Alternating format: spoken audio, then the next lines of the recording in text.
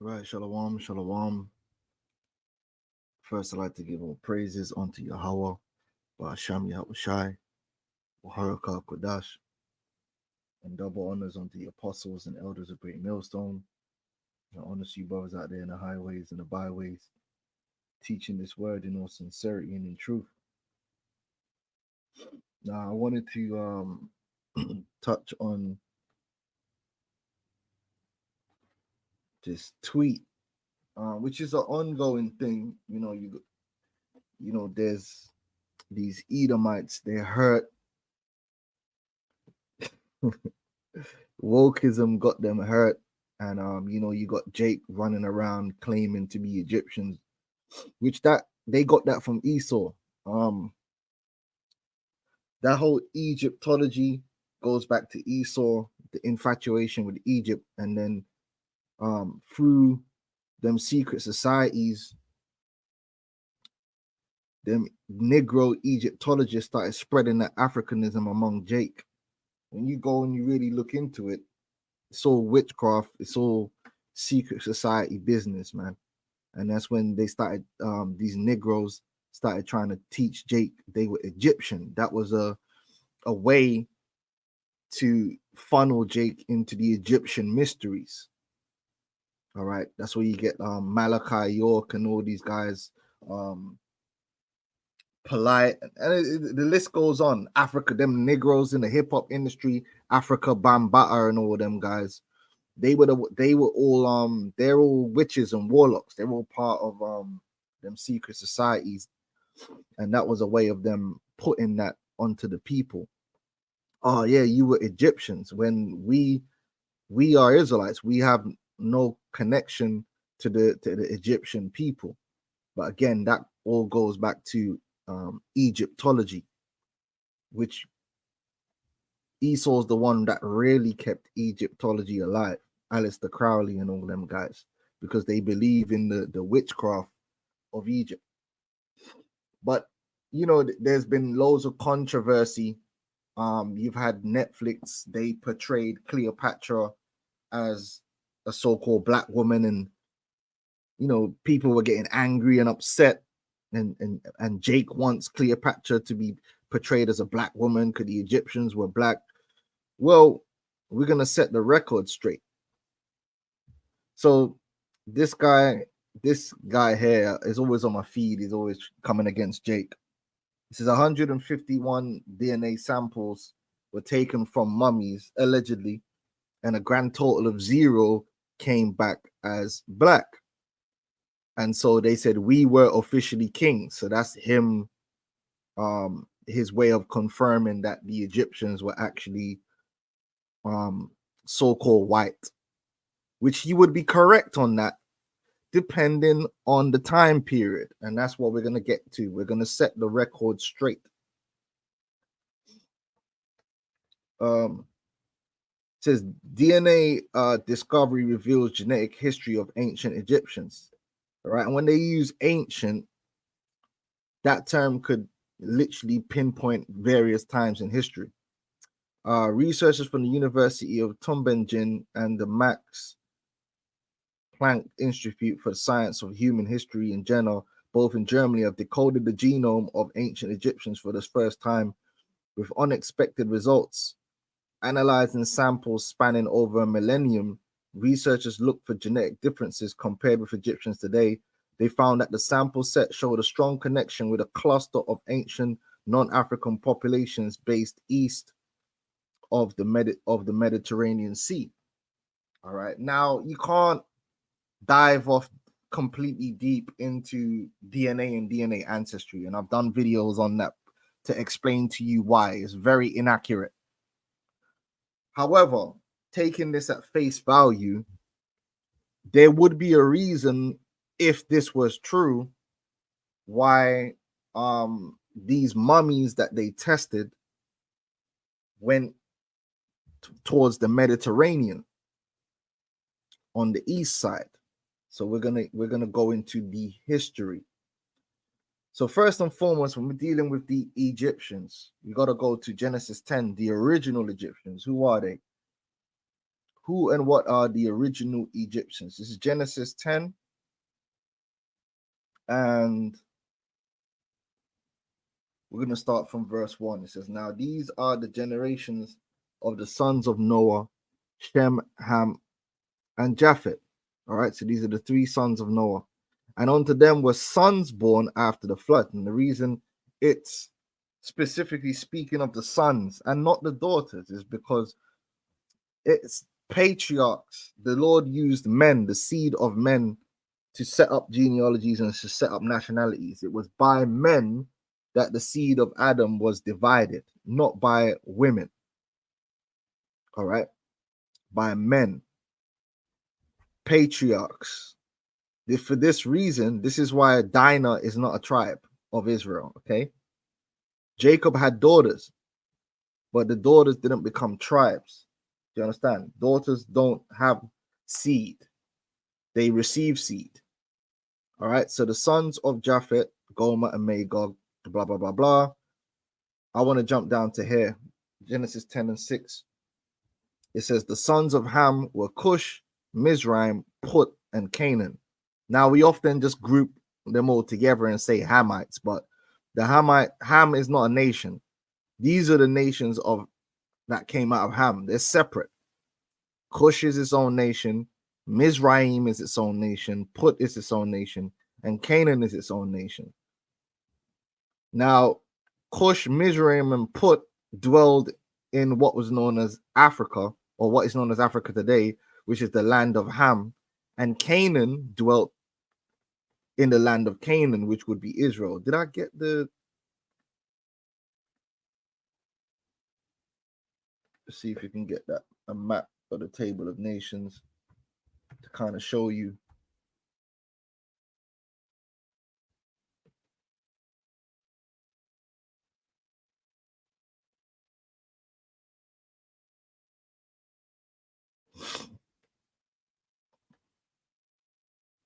All right, so we're looking at it kind of like this. So here you have Mizraim. This is what would be known as Egypt today, near the Nile. Put was over here. All right, the northern parts. You look here. This is the land of Canaan, and this is where the Canaanites were. And then down here near Ethiopia is where you have Cush. So this was the land of Ham. This is where Ham was dwelling, which is part of the continent of Africa, and Canaan was here. Now, you see, if you look, I'm going to show you a little bit. If you zoom in, I know it's difficult to see, but you got Mizraim here, right? And then you had Mizraim was split into various tribes. You had the upper and lower parts. And funny enough, when you go into the secular history, it speaks of a pharaoh which united all of the parts of Egypt into one. That goes into the time of Joseph, but that's another video we can do for another day. Originally, the Egyptians, they didn't operate as one nation. They operated separately on the different tribes, but they came together under one pharaoh, where they became one. And that was during the time of Joseph, but we're not gonna go into that today.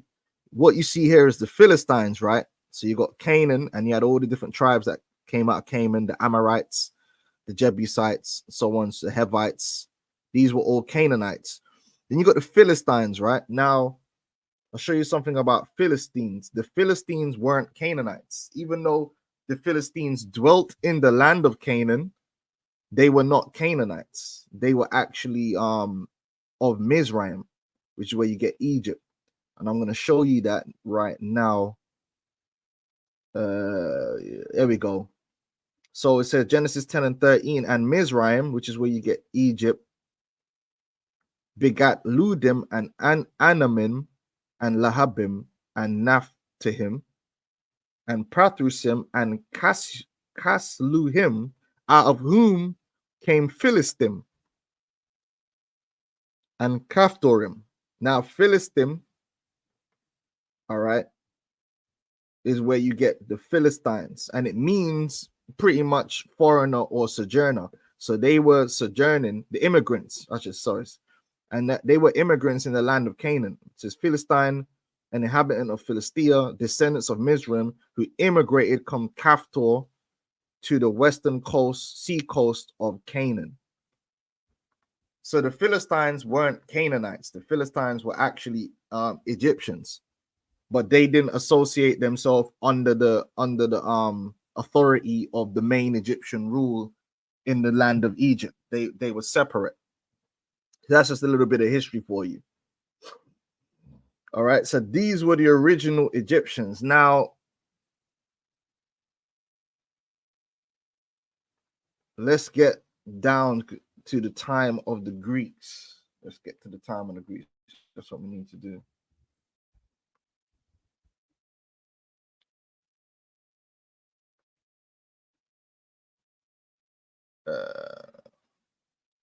Go to the book of the Maccabees.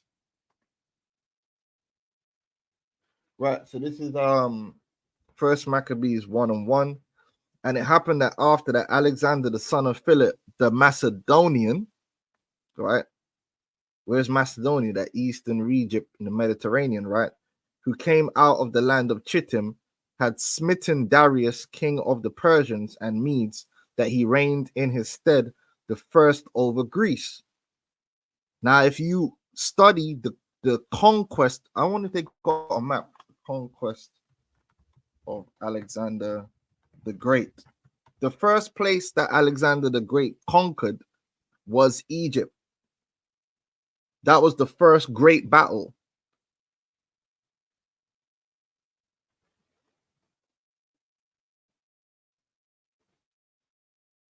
Or at least I thought it was the first.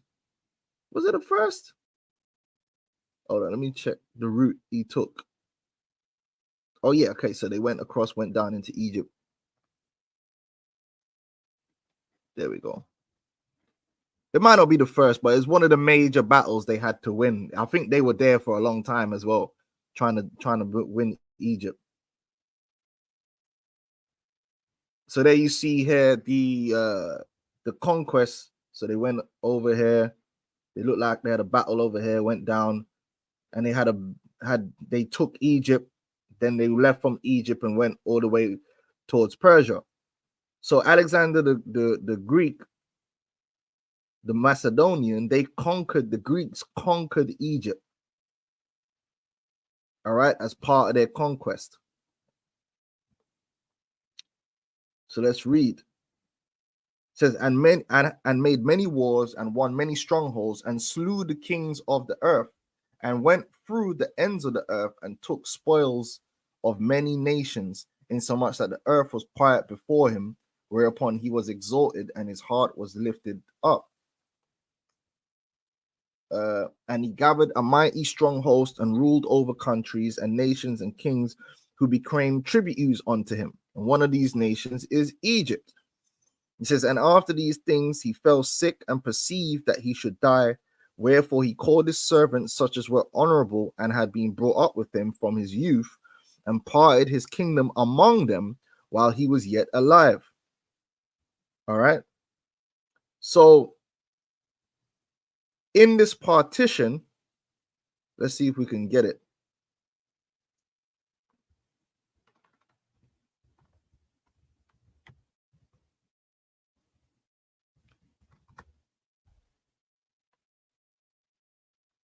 Right.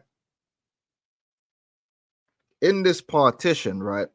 Let's see if we can get this clip. The empire was split between the four generals, right? So you had Cassander, who he regained this area right here, Greece. Lysimachus, I think he had Macedonia. The Seleucids had Asia Minor and so forth. And the Ptolemies took Egypt. And in fact, the main city in Egypt was renamed Alexandria after renamed Alexandria after Alexander, because things that carry or are a habitat are named after the feminine.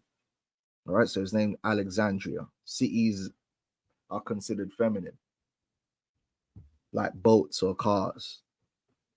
All right.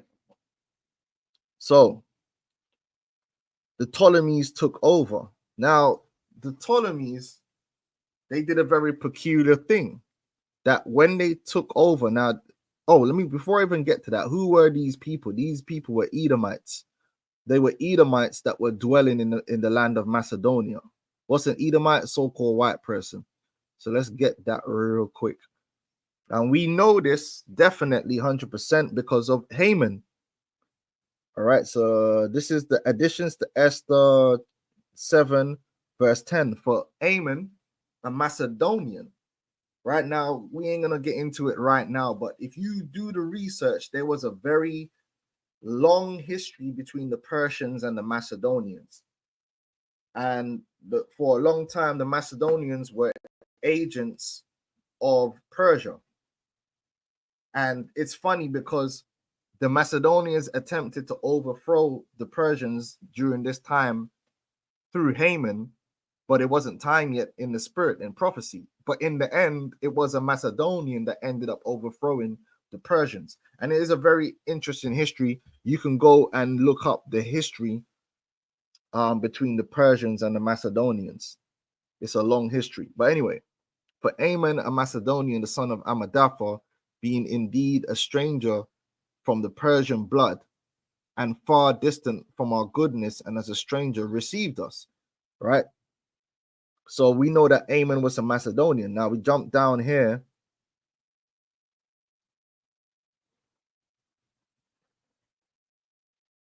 Where is it?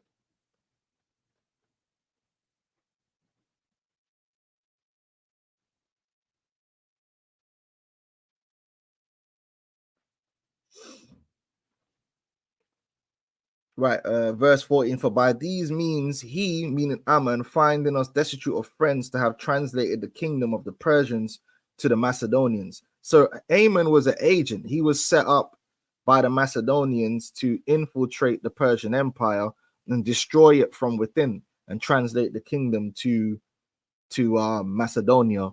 But he messed up when he tried to step on the Israelites. All right. But it says he's a Macedonian, but we also know that according to the scriptures, that Haman was an Agagite. In fact, I'm sure it actually says that.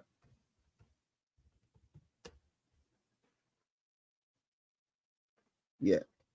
So this is additions to Esther chapter 3, verse 6. It says, howbeit Ammon the son of Amadeus, the Agagite, who was in great honor with the king, sought to molest Mordecai and his people because of the two eunuchs of the king. So Haman was a Macedonia and an Agagite. And Agagite goes back to Agag, which is of the royal family of Amalek.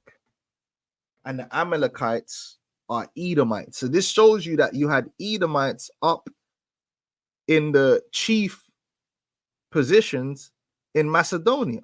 And that's where you get Alexander the Great. He was of this lineage, the royal lineage of Edom. These were Agagites, these were Edomites. They had migrated from the land of Edom up into Greece and Macedonia specifically. Just like they migrated over into Rome and took over Rome, just like they migrated into America and took over America, just like they migrated into Australia and took over Australia. These Edomites, they're like a rolling stone. All right. So when we go to the Ptolemies, these were Edomites. And what they did was I need to Ptolemy. They didn't just go over into Egypt and say, okay, well, we're Greek, we're from Macedonia, so we're ruling now in Egypt, so we're gonna be just no. They actually converted themselves over to Egyptian culture and took upon themselves fully the ways of the Egyptians and called themselves pharaohs. So now you've got Greeks calling themselves Egyptians, dressing like Egyptians, right? But they're actually Greeks. So it said the Ptolemaic dynasty, also known as the Laggid dynasty, was a Macedonian Greek royal house, which obviously it wouldn't have just been Ptolemy there. He would have had people with him. They would have had other elite families from Macedonians and stuff that would have been with him. All right. It says was a Macedonian Greek royal house which ruled the Ptolemaic kingdom in ancient Egypt. See, in ancient Egypt. So now, during the time period which they call ancient Egypt, you got a whole group of Edomites usurping the Egyptian throne. It says during the Hellenistic period, reigning for 275 years. So for 275 years, you had Edomites ruling in Egypt as pharaohs. The Ptolemaic was the longest and last dynasty of ancient Egypt from 305 BC until its incorporation into the Roman Republic, which the Roman was also ruled by mainly Edomites in 30 BC. All right. It says Ptolemy, a general of one of of Alexander the Great, was appointed satrap of Egypt after Alexander's death in 323 BC. In 305 BC, he declared himself Pharaoh Ptolemy the First. So these guys was pharaohs. Where's that image? So this image is accurate, man. This, Jake could get hurt. Listen, Jake, behave yourself. We got to deal with the spirit of truth. Edomites were pharaohs. All right. Edomites were pharaohs. They're not the original pharaohs, but they had the title of pharaoh. They were pharaohs dressed like this. And guess what? You're going to get hurt. Cleopatra and her big hook nose was one of them. Cleopatra, the original thotty, the thottiest of all thots. Cleopatra was wild out there in the streets. Yeah, she was an Edomite. She wasn't a so-called black woman. She was an Edomite. She was of the line of Ptolemy, and we're gonna prove it. So let them have it. That's theirs. We ain't got nothing to do with Egypt anyway, because we're not Egyptians. We were not of the line that was previous. We are Israelites. Our royal houses is of David. All right. So let's read this. It says, later known as Sotor or Savior, the Egyptians, because these Edomites always have to portray themselves as the Savior or the Messiah or the good one. This is the devil. So the Egyptians soon accepted the Ptolemies as the successors to the pharaohs of independent Egypt. The new dynasty adopted Egyptian titles and iconography and respected local traditions. So they basically became Egyptians while also preserving their own Greek language and culture. All right. It says the Ptolemaic period was marked by the intense interactions and the blending of the Greek and Egyptian cultures. All right. So when you got this guy here and they supposedly found mummies from ancient Egypt who are related supposedly to people of the east of the Mediterranean, that would make sense because a lot of the royals and the chief people in Egypt during the Hellenistic period who would have incorporated the culture of mummification, they were Edomites, they were Greeks, they were Macedonians, they were Amalekites, Edomites. All right. It is what it is. We ain't mad at it. I don't really care. All right. Jake, just got to find your own history, man. Goodness gracious. Stop listening to African Bambata and these fools. They don't know what they're talking about. To hell with Egyptology. Deal with when you get into the scriptures, then you're going to understand everything.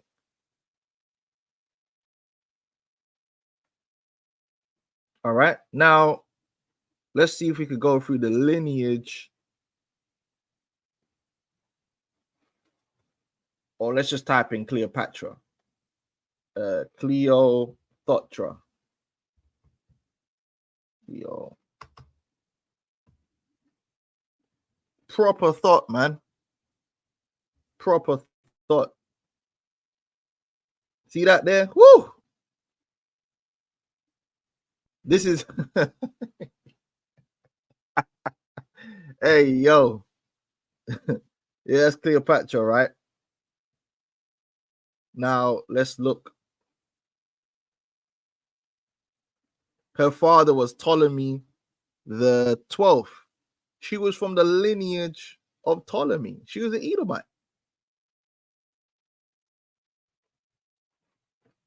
She was an Edomite, man. This is what Cleopatra looked like. All right. And she was a pharaoh or whatever that you want to call it. She was a part of the Ptolemaic dynasty, man. We see Jake don't want to deal with history and understanding. They want to deal with Egyptology and all that mysticism. We ain't dealing with all that. We're dealing with the scriptures, and we're gonna set the record straight. First of all, we were not the Egyptians; those were the children of Mizraim. We are the children of Israel. And secondly, Cleopatra was not of Mizraim. Cleopatra was of Amalek. She was an Edomite. She was a so-called white woman. And yes, so-called white people ruled in Egypt for the Hellenistic period. And it is what it is. And even to this day, the main people in Egypt are an amalgamation of these Greek peoples, but also the Ishmael and the various Arabs that conquered it afterward. And that's why they look the way they look. All right, now just to throw it in for good measure, if we're going to go back to the ancient Egypt, well, the Egyptians were a people of color, and so are the Israelites, because I got this video that I want to show. I lost this book, man, and it's so peak.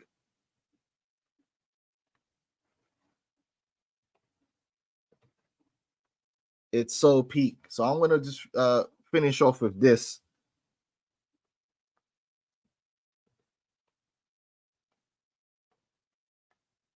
Shalom. So this is the book that I was speaking about. I'm gonna open up the front cover.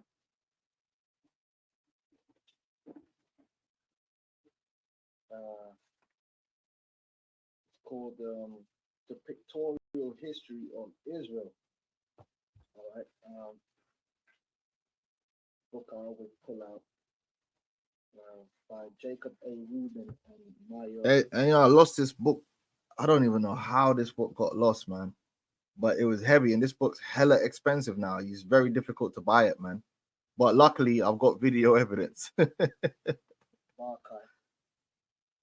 Now, what they do is they do a pictorial view of Israel from the Exodus down to what they call modern Israel, which there's a disconnect, because modern Israel and the people that represent modern Israel are not actually a part of Israelite history, but they want to be. Now, funny enough, in the first page of the book, they show you a mural from ancient Egypt of the Israelites in slavery. And as you can see, you've got the Egyptian there. All right, let it focus. Dark-skinned people of color, and you also have the Israelites serving. And as you can see, they're also people of color. You've got lighter skin, light brown, and dark brown. Okay, and this is on the first page. So there you have it, But Cleopatra and them didn't look like that because they weren't from that people. Okay, it is what it is. So we gotta, set the record straight. If you didn't know, now you know. Yes, Cleopatra was a so-called white woman because she come from the Ptolemaic dynasty, And if you study the scriptures for those Egyptologists out there, if you put down the Egyptology books and all the witchcraft that you want to indulge in, and you just pick up the scriptures, you would understand that history. You would understand the Hellenistic period and not get all uptight and upset when Esau portrays Cleopatra as a so-called white woman. He ain't going off on that. He actually got it, getting it absolutely accurate. Yeah, he need to let Gal Gadot play Cleopatra, because that would be absolutely an accurate depiction of Cleopatra. That thought. All right, our thing is Judith and the women that are in the scriptures. That's our thing. All right, Cleopatra, that's their thing. The pharaohs and all that outside of Ptolemy, that's Mizraim's thing. They can have that. All right, that ain't for us. So, Lord willing, you've been edified. And, that's why you got to get into the history, man. So the apostles taught us, man. Don't lose yourself in the history, but you can get into the history and get an understanding, of based upon the scriptures, man, what's going on. And then you don't get bugged out like a lot of these Jake running around talking about we was Kangs and Egypt and all this garbage. Hey, shalom, brother. So, yeah, with that, we say, Kal Halal Yahweh Shem Yahushai, Waharakah Kodash. Double honors to the apostles and elders of Great Millstone, and honors to you brothers out there in the highways and the byways teaching this word. Shalom to you brothers and sisters listening and learning and supporting the ministry. Shalom.